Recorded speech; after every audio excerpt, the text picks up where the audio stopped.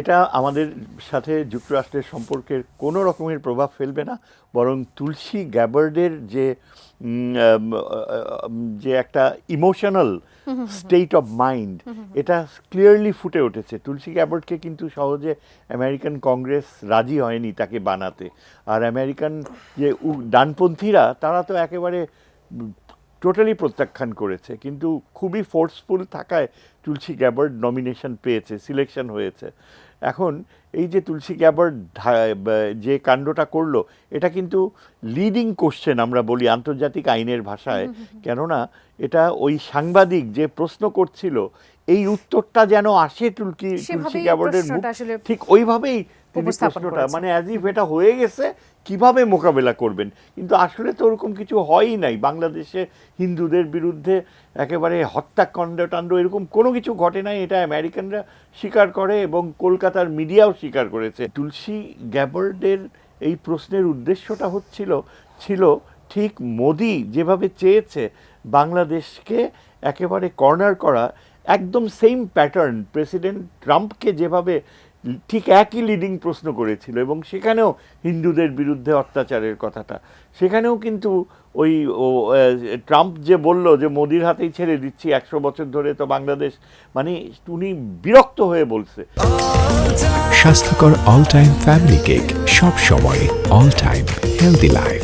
প্রথমে কিন্তু ছিল যে ডিপ স্টেটের কথা, আমেরিকার ডিপ স্টেটের কথা এইভাবে তোলাটা যে কোনো প্রেসিডেন্টের জন্য এটা অপমানজনক, যে আপনি আমেরিকার প্রেসিডেন্টকে বলছেন যে আপনার দেশের ডিপ স্টেট বাংলাদেশে এই ইউনুসকে এসে বসাইছে, এনে ক্ষমতায় বসাইছে। কারা বসাইছে? Deep state. This is so ridiculous.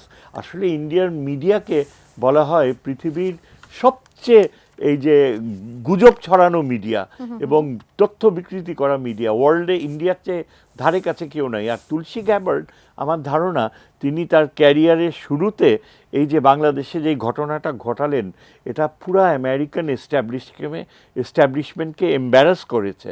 কারণ বাংলাদেশ এখন আমেরিকার জন্য অত্যন্ত গুরুত্বপূর্ণ হয়ে উঠেছে, কেননা ওই যে বার্মা অ্যাক্টে এখন আমেরিকানরা চাচ্ছে যে মায়ানমারে ওই রাখাইন স্টেটে আরাকান আর্মি যে দখল করছে, সেখানে একচ্ছত্র চীনের আধিপত্যকে আমেরিকা অ্যালাউ করবে না, এবং বাংলাদেশকে এখন তাদের প্রয়োজন।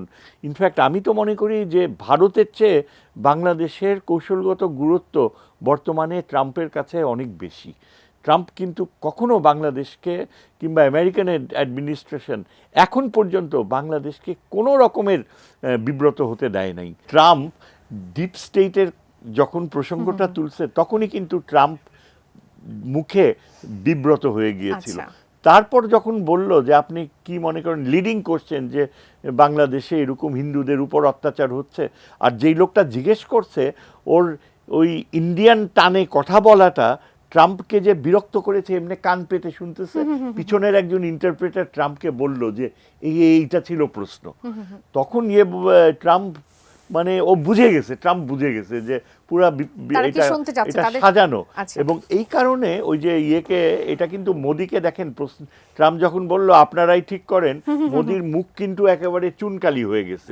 এবং এই ব্যাপারে মোদি একটা কথাও বলে নাই, সেই ইউক্রেনের প্রসঙ্গে চলে গেছে।